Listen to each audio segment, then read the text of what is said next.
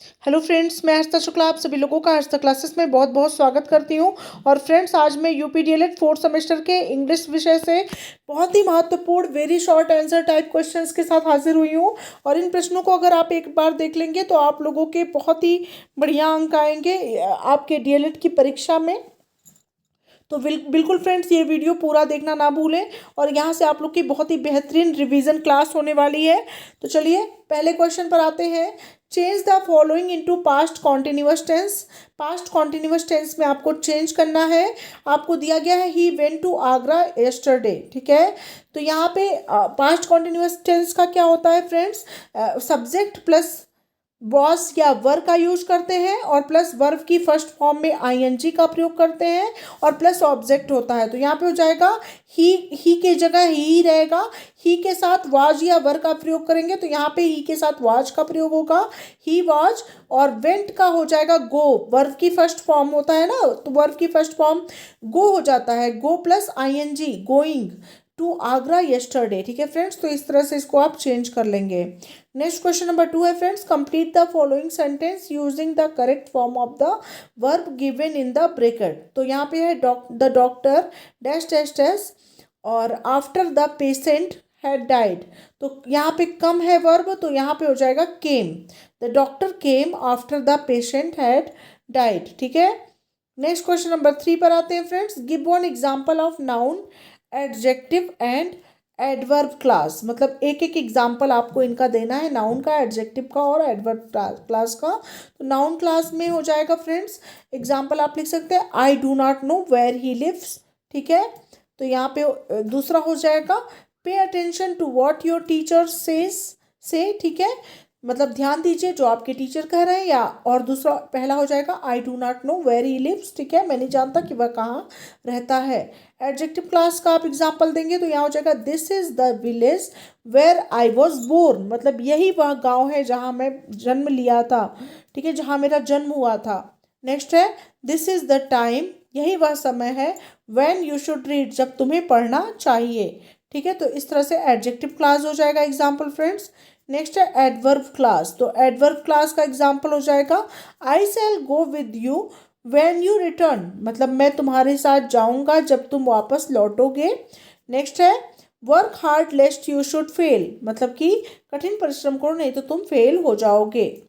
Next question number 4 है friends, define compound sentence. Compound sentence को आपको डिफाइन करना है। तो इसका आंसर हो जाएगा compound sentences are those sentences which are having one principal clause. मतलब कंपाउंड सेंटेंस ऐसे सेंटेंस होते हैं जिनके केवल एक प्रिंसिपल क्लॉज होते हैं and one or more coordinate clause, और एक या एक से अधिक कोऑर्डिनेट क्लास होते हैं, ठीक है।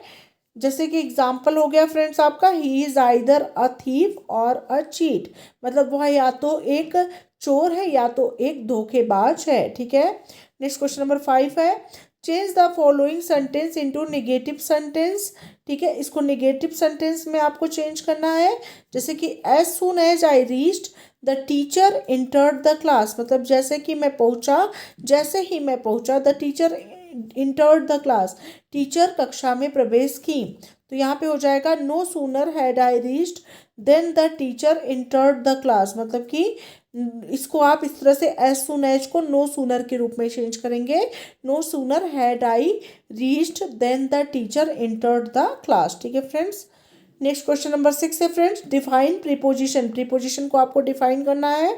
तो प्रीपोजिशन क्या होगा, अ preposition is a word placed before a noun or a pronoun to show its relation with another noun or pronoun, ठीक है। मतलब प्रीपोजिशन एक ऐसा वर्ड होता है जो कि नाउन या प्रोनाउन से पहले यूज किया जाता है टू शो इट्स रिलेशन, मतलब इसका संबंध दर्शाने के लिए, विथ अनदर नाउन और प्रोनाउन, तो अन्य नाउन या प्रोनाउन के साथ इसके संबंध को दर्शाने के लिए, ठीक है। जैसे कि हो जाएगा example she went to market, वह मार्केट गई। He is under the bed, वह बेड के नीचे है। Here to and under are preposition, यहाँ पे टू जो है और ये अंडर जो है ये दोनों प्रीपोजिशन है। नेक्स्ट क्वेश्चन नंबर 7 है, give examples of preposition in and into, मतलब इन एंड इनटू प्रीपोजिशन का एग्जाम्पल आपको देना है। तो आंसर होगा इन का प्रयोग स्थिरता के लिए होता है, ठीक है। जैसे सी इज इन द हाउस, वह घर में है, ठीक है। इनटू का प्रयोग गति के लिए होता है, जैसे कि शी, जैसे कि ये तो अजीब सा लग रहा है, सी जम्प्ड, यहाँ पे हो जाएगा जम्प्ड इनटू, और यहाँ हो जाएगा रिवर, ठीक है। तो वह रिवर में, नदी में कूदी, सी जम्प्ड इनटू रिवर, ठीक है फ्रेंड्स। नेक्स्ट क्वेश्चन नंबर 8 है friends, define complex sentence with suitable example. जैसे कि कॉम्प्लेक्स सेंटेंस को आपको डिफाइन करना आ सकता है। तो complex sentence are those that have one principal clause and more than one subordinate clause. मतलब कि कॉम्प्लेक्स सेंटेंस वे सेंटेंस होते हैं जिसमें केवल एक प्रिंसिपल क्लॉज होता है और एक या एक से अधिक सबऑर्डिनेट क्लॉज होता है। This subordinate clause are joint by some conjunction. मतलब ये जो है कुछ कंजक्शन से जुड़े हुए होते हैं, जैसे कि stand up where you are, जहाँ तुम खड़े हो वहीं पर खड़े हो जाओ, ठीक है, जहाँ हो वहीं खड़े हो जाओ। नेक्स्ट क्वेश्चन नंबर 9 है, write down kind of subordinate clause. Subordinate class के प्रकार बताइए। तो सबऑर्डिनेट क्लास जो है वो 3 काइंड्स के होते हैं। पहला है नाउन क्लॉज, दूसरा है एडजेक्टिव क्लॉज और तीसरा है एडवर्ब क्लॉज, ठीक है। नेक्स्ट क्वेश्चन नंबर 10 है friends, fill in the gap using the correct form of the verb given in the bracket. Shyam will have left for Mumbai before the rainy season, ठीक है। तो यहाँ हो जाएगा बिगिंस, ठीक है। बिगिन का क्या हो जाएगा, बिगिंस हो जाएगा, यस लग जाएगा, ठीक है। नेक्स्ट क्वेश्चन नंबर 11 है friends, change the following sentence into past perfect continuous tense. तो यहाँ पे he is reading the Ramayana, या हो जाए इसका हो जाएगा पास्ट परफेक्ट कॉन्टिन्यूअस में ही had been reading the Ramayan, ठीक है। नेक्स्ट क्वेश्चन नंबर 12 है, change the following into compound sentence. तो beside being rich he is not happy. तो यहाँ इसका हो जाएगा he is rich but he is not happy, ठीक है। ये इस तरह का क्वेश्चन एग्जाम में भी पूछा गया था। नेक्स्ट क्वेश्चन नंबर 13 है, complete the following sentence using correct preposition. तो आई कॉन्ग्रेचुलेट यू, तो यहाँ पे हो जाएगा ऑन योर सक्सेस, ठीक है। मैं आपके सक्सेस के लिए आपको कंग्रेचुलेट करती हूँ या बधाई देती हूँ। नेक्स्ट है friends, complete the following sentence. तो इट हैज़ बीन रेनिंग, मतलब बारिश हो रही है सिंस मॉर्निंग, ठीक है। सुबह से बारिश हो रही है, तो मॉर्निंग हो या नाइट हो, इसके आगे हमेशा सिंस का प्रयोग आप करते हैं। निश्चित समय के लिए सिंस का प्रयोग और अनिश्चित समय के लिए फॉर का यूज करते हैं, ठीक है। जैसे 2 दिन से बारिश हो रही है तो फॉर 2 डेज, सुबह से बारिश हो रही है तो सिंस मॉर्निंग, ठीक है। तो निश्चित समय के लिए हमेशा सिंस, 2 बजे से बारिश हो रही है तो सिंस 2 o'clock, ठीक है फ्रेंड्स। तो यहाँ निश्चित समय है तो वहाँ सिंस का प्रयोग करेंगे। नेक्स्ट क्वेश्चन नंबर 15 पर आते हैं, combine the following sentence into a compound sentence, ठीक है। The animal may be a fish, it may be a serpent, it must be one of them, ठीक है। मतलब जानवर एक मछली हो सकती है या एक सर्पेंट रेंगने वाला हो सकता है, ठीक है। It must be one of them, इनमें से एक हो सकता है। तो इसका क्या हो जाएगा फ्रेंड्स, इसको कंबाइन करेंगे तो क्या हो जाएगा, the animal must be either a fish और अ सरपेंट। मतलब कि जो जानवर है वो या तो मछली हो सकती है वो या एक सरपेंट हो सकता है, ठीक है। नेक्स्ट क्वेश्चन नंबर 16 है friends, combine the following sentence into complex sentence. He lives somewhere, I do not know it. मतलब कि वह कहीं रहता है, मैं नहीं जानता हूँ इसे, तो I do not know where he lives, ठीक है। नेक्स्ट क्वेश्चन नंबर 17 है, change the following into past indefinite tense. Past indefinite tense में आपको चेंज करना है। जैसे कि आपका है I do not know where he lives, तो I did not know where he lived, ठीक है। अब बात करते हैं फ्रेंड्स प्रीपोजिशन की। तो परिभाषा आप इसका लिख सकते हैं, definition, a preposition is a word placed before a noun or pronoun to show its relation with another noun or pronoun, ठीक है। तो इस तरह से आप इसकी डिफिनेशन लिख सकते हैं। एग्जाम्पल है, he is under the bed, वह बेड के नीचे, तो यहाँ अंडर एक प्रीपोजिशन वर्ड है। The cat sits on the mat, मतलब बिल्ली चटाई पर बैठती है, तो यहाँ ऑन जो है वो प्रीपोजिशन है, यहाँ अंडर और ऑन प्रीपोजिशन है, ठीक है। नेक्स्ट है friends, choose correct preposition. Correct preposition का आपको चूज करना है by, besides, from, about, beyond में से, ठीक है। कौन सा प्रीपोजिशन आप फिल करेंगे? जैसे है पहला, आई सेल 4 o'clock, तो यहाँ पे हो जाएगा रिटर्न बाई 4 o'clock, ठीक है। यहाँ पे बी है, this I want two other books, ठीक है। तो यहाँ पे इसके अलावा I want two other book, मैं 2 अन्य किताबें चाहती हूँ, तो यहाँ पे बिसाइड्स हो जाएगा। क्या हो जाएगा इसमें से? ये बिसाइड्स यहाँ पे दूसरे नंबर पे फिल करेंगे, ठीक है। तीसरा है friends, he has been suffering fever since Monday last, ठीक है। तो यहाँ पे हो जाएगा from, he has been suffering from fever, ठीक है। फीवर से पहले हमेशा फ्रॉम का यूज करते हैं, ठीक है, ये हमेशा ध्यान में रखिएगा। नेक्स्ट है टेल मी राम, तो टेल मी राम के बारे में, तो यहाँ पे हो जाएगा अबाउट राम, ठीक है। Tell me about Ram. Next है my village is the hills, ठीक है। तो my village is beyond the hills, यहाँ हो जाएगा BEYOND, my village is beyond the hills, ठीक है। नेक्स्ट क्वेश्चन है friends, question number 19, choose correct preposition. Correct preposition का आपको चूज करना है। ऑप्शन नंबर ए है ही सेट और अ वॉल, तो ही सेट ऑन अ वॉल, मतलब वह दीवार पर बैठा, ठीक है। नेक्स्ट है स्टैंड, ठीक है, द बेंच, तो स्टैंड ऑन द बेंच, ठीक है, बेंच पर खड़े हो जाओ। नेक्स्ट है ही वेंट, ठीक है, द फॉरेस्ट, तो ही वेंट थ्रो, THROUGH, तो he went through the forest, वो जंगल से होकर के गया। नेक्स्ट है the sky is our head, तो यहाँ पे हो जाएगा फ्रेंड्स ओवर आवर हेड, ठीक है, the sky is over our head, ठीक है। नेक्स्ट क्वेश्चन नंबर 20 है फ्रेंड्स, चूज करेक्ट प्रीपोजिशन, तो यहाँ पे हो जाएगा ए का ही इज, ठीक है, तो इन द हाउस, ठीक है, he is in the house.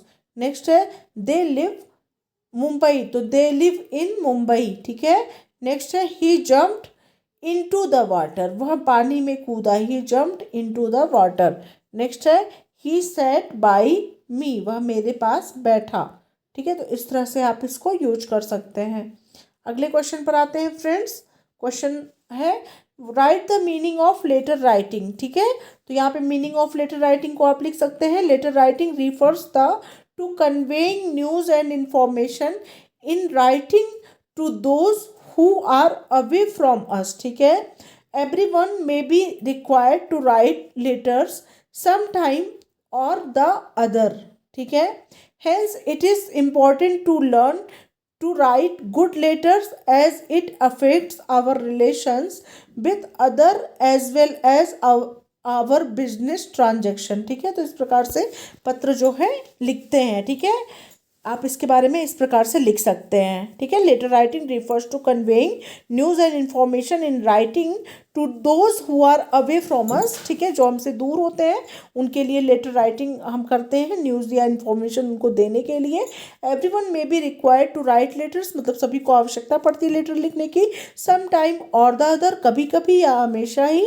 Has it is important to learn to write good letters, ठीक है, इसलिए ये ज़रूरी है सीखना कि कैसे अच्छा पत्र लिखें, as it affects our relations with other as well as our business transaction, जो जिससे ही हमारा रिलेशन भी अच्छा हो सके और प्रभावित हो सके और हमारा बिजनेस ट्रांजेक्शन भी अच्छा हो सके, ठीक है। नेक्स्ट क्वेश्चन नंबर 27 है, what do you mean by tense. Tense के प्रकार मतलब टेंस से आप क्या समझते हैं? तो any of the form of verb which may be use to show, पहला है the time of an action, दूसरा है a state of or an event can be called a tense. Next है explain the definition of conjunction, तो conjunction का definition आपको लिखना है, तो डिफिनीशन आप इसका लिखेंगे, a conjunction is a word joins two word or sentence with each other, ठीक है। अ conjunction is word joins two words और सेंटेंस विथ ईच अदर।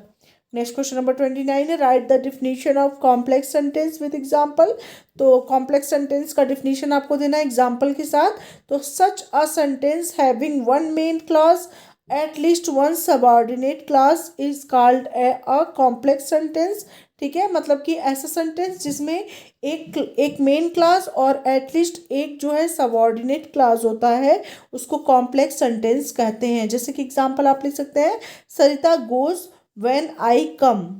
ठीक है, तो इसमें टू क्लॉज है। ठीक है, सरिता गोज, सरिता जाती है, व्हेन आई कम, जब मैं आता हूँ।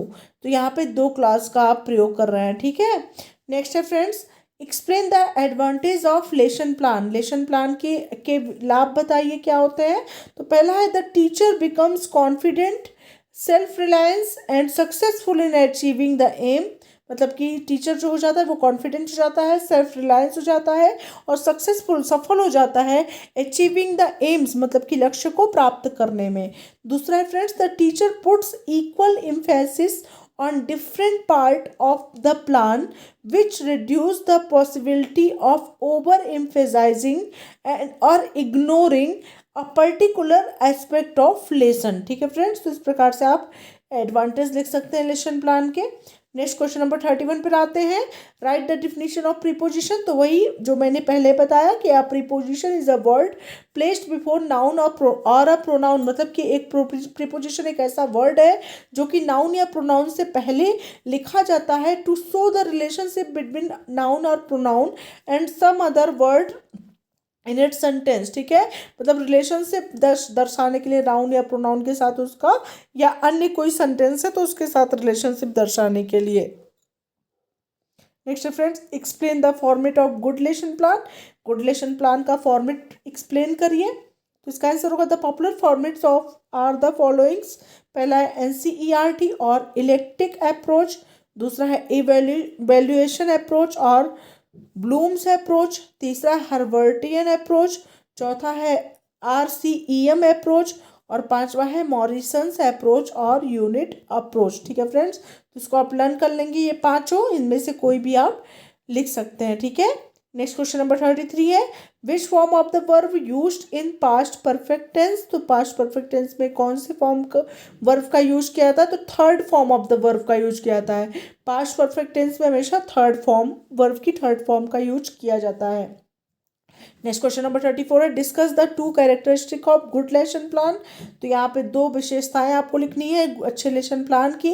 तो पहला है, a good lesson plan should be based on principle of teaching and theories of psychology. ठीक है, नेक्स्ट है, a good lesson plan must follow a standardized format. ठीक है, नेक्स्ट क्वेश्चन नंबर 35 है, explain the few advantage of grammar translation method.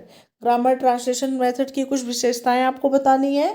तो there are following advantage of grammar translation method. पहला है, it is claimed to be the speediest and surest procedure of building up a vast vocabulary. ठीक है, मतलब ये तेज और निश्चित माध्यम होता है वास्ट वोकेब को बिल्ड करने के लिए। ठीक है, मतलब ज़्यादा से ज़्यादा वोकेबुलरी को बिल्ड बनाने के लिए। ठीक है, नेक्स्ट है, it is based on maxim of learning from known to unknown, मतलब ज्ञात से अज्ञात की ओर सीखने पर यह बल देता है। नेक्स्ट है, it is economic and saves considerable time by offering a single equivalent word in the mother tongue instead of long definition और एक्सप्लेनेशन। ठीक है फ्रेंड्स, इस तरह से आप लिख सकते हैं। नेक्स्ट क्वेश्चन नंबर 36 है, describe the prerequisites of lesson plan. ठीक है, तो prerequisites of lesson plan को आप लिखेंगे, to make a good lesson plan a teacher need to fulfil the following prerequisites. पहला है, a teacher should have knowledge about child psychology, मतलब उसको चाइल्ड साइकोलॉजी के बारे में जानकारी होनी चाहिए टीचर को। देयर नीड, उनकी आवश्यकताओं के बारे में, इंटरेस्ट, उनकी रुचियों के बारे में, इंटेलिजेंस लेवल, उनके अंदर कितनी योग्यता है उसके बारे में। ठीक है, प्रिस्क्रिप्शंस, इसके बारे में। ठीक है, नेक्स्ट है, a teacher must have thorough knowledge and good command over the content on which lesson planning is to be done. ठीक है, टीचर को नॉलेज होना चाहिए या गुड कमांड होनी चाहिए, अच्छी पकड़ होनी चाहिए ओवर द कंटेंट के ऊपर। ठीक है, on which lesson planning is to be done, मतलब जिसके विषय में लेसन प्लान तैयार किया जा रहा है उसके विषय में। नेक्स्ट है, a teacher must have good knowledge about the theories and principal of teaching and learning, मतलब टीचर को जो है अच्छा नॉलेज होना चाहिए अबाउट द थ्योरीज, मतलब थ्योरी के बारे में, और प्रिंसिपल यानी सिद्धांत के बारे में, टीचिंग एंड लर्निंग सीखने और सिखाने के। नेक्स्ट है friends, a teacher should have prior information about the aims and objective of education. ठीक है फ्रेंड्स। नेक्स्ट क्वेश्चन नंबर 37 पर आते हैं, explain the kind of coordinating conjunction. तो कोऑर्डिनेटिंग कंजक्शन में बी सब डिवाइडेड इनटू 4 काइंड्स। पहला है क्यूमुलेटिव, दूसरा है अल्टरनेटिव, तीसरा है एडवर्सिव, चौथा है इलेटिव। ठीक है। नेक्स्ट क्वेश्चन नंबर 38 है, एक्सप्लेन द डायरेक्ट मेथड। तो in this method the first thing which gets importance is speech. ठीक है, not reading. The emphasis is based on the principle the fluency is learning and facility in writing follow fluency in speech. So learning to speak a language is always by far the shortest read to learning and to write. ठीक है। In this way we may say that the objective of direct method is to teach language directly so that a direct bond may be established। मतलब कि क्या कह सकते हैं कि direct method में जो है लैंग्वेज को डायरेक्टली सिखाया जाता है जिससे उनसे डायरेक्ट बॉन्ड जो है मतलब इस्टेब्लिश हो सके। ठीक है फ्रेंड्स, तो इस प्रकार से आप डायरेक्ट मेथड को लिख सकते हैं कि in this method the first thing which get importance is speech. मतलब सबसे ज़्यादा इंपॉर्टेंट क्या होता है, वो स्पीच होता है, नॉट रीडिंग। पढ़ना इंपॉर्टेंट नहीं होता है, स्पीच इंपॉर्टेंट होता है। ठीक है, ये ध्यान देंगे, ये सबसे मेन लाइन है। उसके बाद आप लिख सकते हैं in this way we may say that the objective of direct method is to teach language directly so that a direct bond may be established। ठीक है फ्रेंड्स। नेक्स्ट है फ्रेंड्स, नेक्स्ट आते हैं क्वेश्चन नंबर 39 पे, change the following into past continuous tense. तो Mohan has been reading for 2 hours. ठीक है, तो इसको पास्ट कॉन्टिन्यूअस में चेंज करेंगे तो Mohan was reading for 2 hours. Next है, change the following into passive voice. I am writing a letter, तो a letter is being written by me. ठीक है, याद कर लीजिएगा। नेक्स्ट है, मैंने एक्टिव पैसिव भी आप लोग को पूरा पढ़ा दिया है, आप लोग देख सकते हैं। नेक्स्ट है, complete the following sentence. I prefer, तो आई प्रीफर मिल्क और 2 टी। ठीक है, यहाँ पे 2 टी हो जाएगा, मतलब मिल्क को मैं ज़्यादा पसंद करता हूँ चाय की अपेक्षा। नेक्स्ट है, कंप्लीट द फॉलोइंग सेंटेंस। इसको आपको सेंटेंस को कंप्लीट करना है। He congratulate me on my success, यहाँ ऑन हो जाएगा। नेक्स्ट है friends, change the following sentence into complex sentence. जैसे in spite of working hard he failed, तो although he worked hard at he failed. ठीक है फ्रेंड्स। नेक्स्ट है, complete the following sentence. तो if you had worked hard you dash dash dash passed, तो if you had worked hard you would have past. ठीक है friends. Next है, what are method approaches of teaching English. तो यहाँ पे कौन कौन से मेथड होते हैं इंग्लिश टीच करने के। पहला है ग्रामर ट्रांसलेशन मेथड, दूसरा है डायरेक्ट मेथड, तीसरा है स्ट्रक्चरल अप्रोच, चौथा है कम्युनिकेटिव अप्रोच। ठीक है, तो इसको लर्न कर लेंगे इन चारों को, grammar translation, direct, structural approach और कम्युनिकेटिव अप्रोच। नेक्स्ट है friends, right the kind of conjunction. तो पहला है सबऑर्डिनेटिंग कंजक्शन, दूसरा है कोऑर्डिनेटिंग कंजक्शन, तीसरा है कोरिलेटिव कंजक्शन।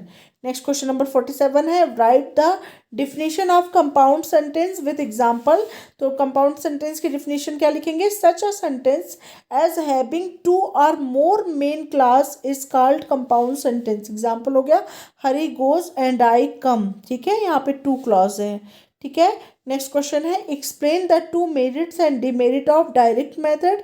तो यहाँ पे लिखेंगे there are following merits of direct method, और यहाँ पे पहला है words taught in related situation leave everlasting impression on the mind of student. मतलब कि जो वर्ड पढ़ाए जाते हैं किसी टॉपिक पर वो स्टूडेंट्स के दिमाग पर जो हमेशा के लिए छाप छोड़ देते हैं। ठीक है, और दूसरा है इन this method sentence is unit of speech, मतलब वाक्य जो होती है वो भाषण की इकाई होती है, ठीक है। नेक्स्ट है friends demerit of direct method, तो यहाँ पे these are following demerits of direct method लिखेंगे। और पहला डिमेरिट है this method prohibits the use of mother tongue, मतलब ये मेथड जो है वो मदर टंग के प्रयोग पर निषेध करता है।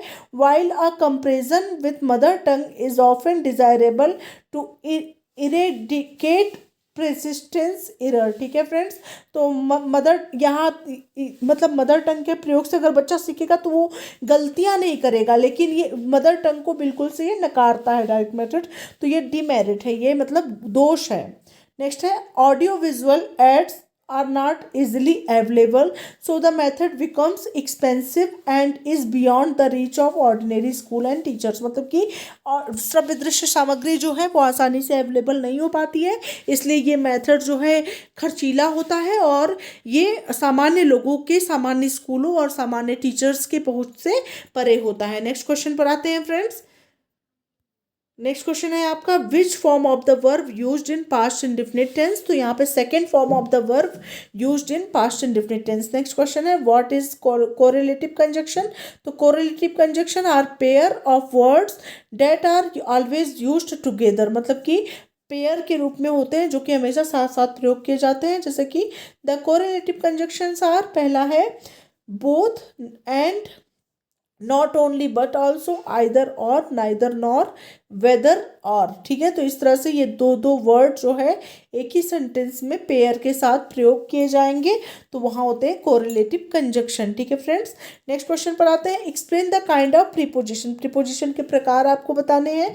तो पहला है फ्रेज प्रीपोजिशन, ठीक है।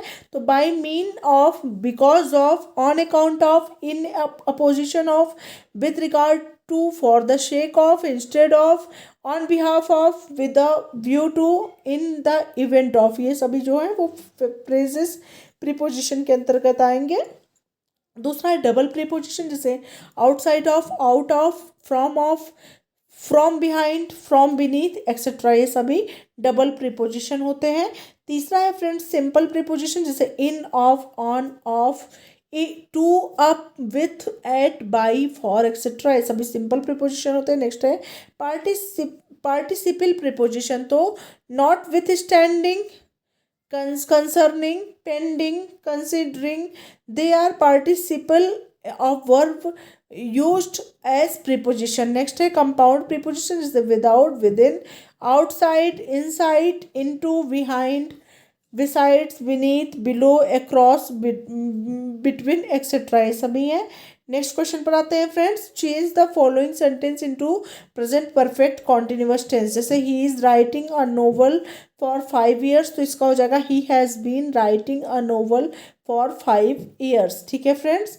यहाँ पे क्वेश्चन है friends, complete the following sentence using correct articles, तो करेक्ट आर्टिकल का यूज करना है आपको। Virtue is its own reward, तो यहाँ पे हो जाएगा a virtue is its own reward, ठीक है। नेक्स्ट क्वेश्चन है friends, complete the following sentence, he is ill, और यहाँ पे फीवर, तो यहाँ पे हो जाएगा with fever, he is ill with fever, वह बुखार से पीड़ित है। नेक्स्ट क्वेश्चन है कंप्लीट द फॉलोइंग सेंटेंस, तो शी हैड, और यहाँ पे डांसिंग फॉर 2 hours, तो she had been dancing for 2 hours, ठीक है। यहाँ पे बीन का प्रयोग करेंगे, she had been dancing for 2 hours। Next question है करेक्ट द फॉलोइंग सेंटेंस, जैसे walk carefully lest you may fall, तो walk carefully lest you should fall, मतलब कि तुम गिर जाओगे, ठीक से चलो नहीं तो तुम गिर जाओगे। तो ये रहे फ्रेंड्स कुछ महत्वपूर्ण और very short answer type question आपके इंग्लिश विषय से। तो इसका पार्ट 1 भी मैं करा चुकी हूँ। आप लोगों का जो पार्ट 1 था वो था ऑब्जेक्टिव टाइप क्वेश्चन, और ये है वेरी शॉर्ट। अब मैं शॉर्ट आंसर टाइप क्वेश्चन आप लोगों को कराऊंगी।